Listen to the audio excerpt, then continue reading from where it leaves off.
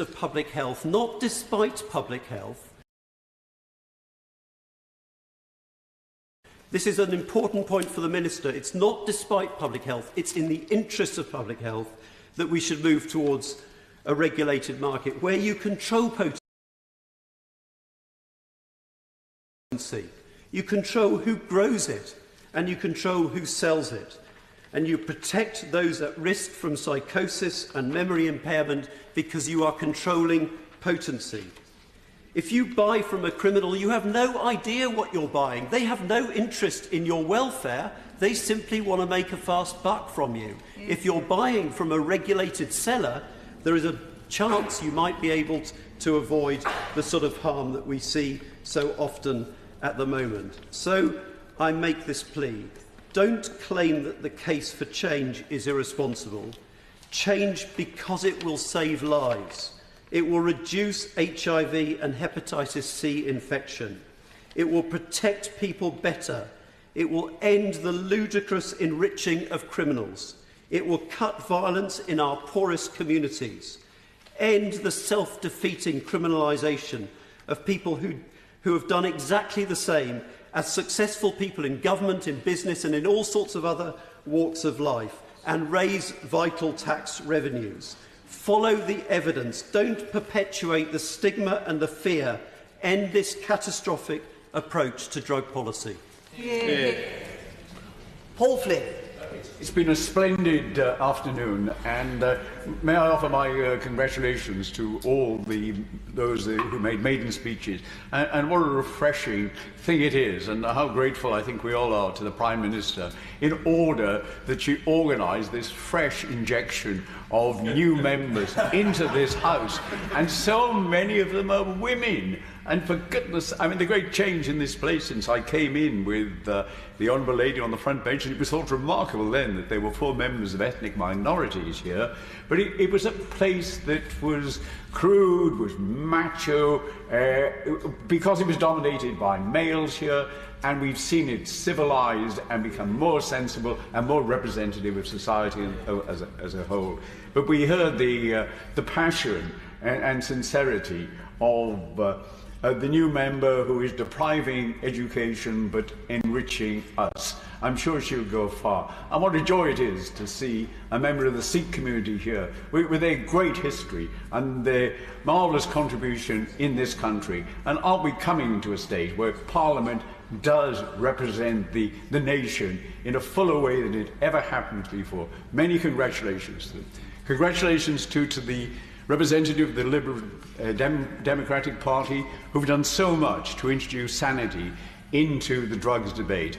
I won't say too much about the Honourable Lady who has the misfortune of presenting the nonsense that civil servants have been writing, in my experience, for the past 30 years on this. But I can remember too, with great affection, Mo Moland, who had that job, and would send me letters, and with a little note handwritten on the bottom, "See you in the Strangers tonight to tell you what I really think." and when she stood down, we got together, and she intended to write a book urging the end of drug prohibition. She couldn't do it in office, and sadly she died before that time came. And Bob Ainsworth, another person who had the job, the hideous job of trying to defend the prohibition of drugs, a failing policy, as soon as he stood down, was campaigning on the other side.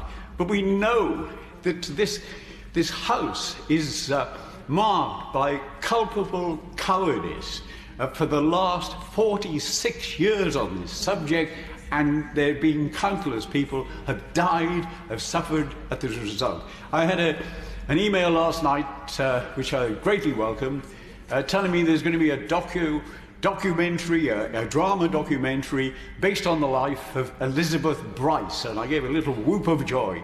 She campaigned to this House under the name of Claire Hodges. Wonderful woman. She was a television producer.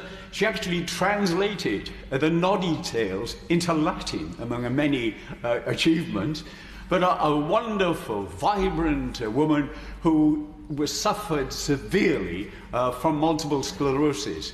And she came to this House, and together, collaborating with her, we committed a terrible crime on the terrace of this House because I supplied her with a cup of hot water into which she put cannabis, and she drank cannabis tea. Now, according to the rules of this House, the policy approved by the government and sadly by the opposition as well, she was liable to go to prison for 7 years for that.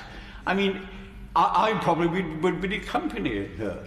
But I think we have to say to those who put up with the barbaric stupidity and cruelty of government policy that denies seriously ill people their medicine of choice, we've got to call on those who are in this position to act in a way of civil disobedience.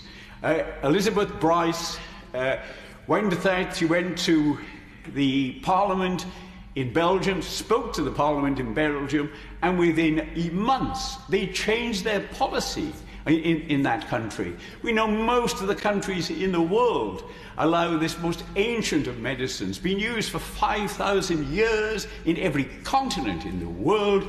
It's used for medicinal purposes.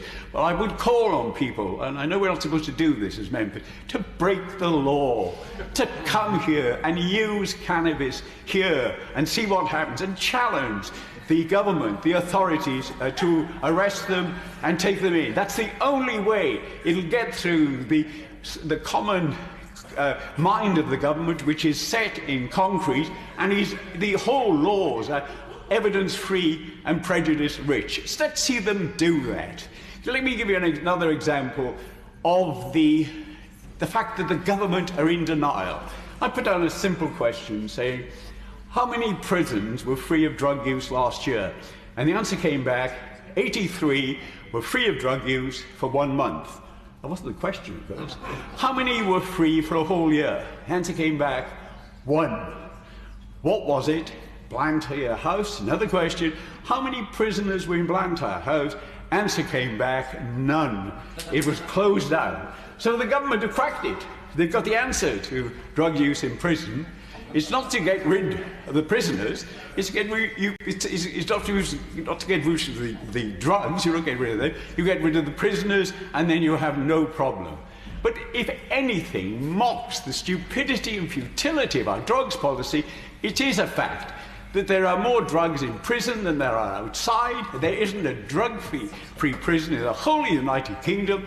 And we also fool ourselves in how it gets in. It doesn't get in through the visitors. It doesn't get in through the drones. And anyone who take a look at the way the discipline is run in prisons, the way the poor wages that are paid to many staff, you can quickly work out how drugs in. But there's a conspiracy there. There's corruption there. But the lesson, the mountainous lesson of all these years since we've gone to prohibition, and it only happened in '71, Jim Callaghan, following what the United Nations had done under the influence of President Nixon, the world said we're going to get rid of all illegal use of drugs. It wasn't a problem here. There was virtually no use of marijuana, cannabis in this country. There were some people who become addicted by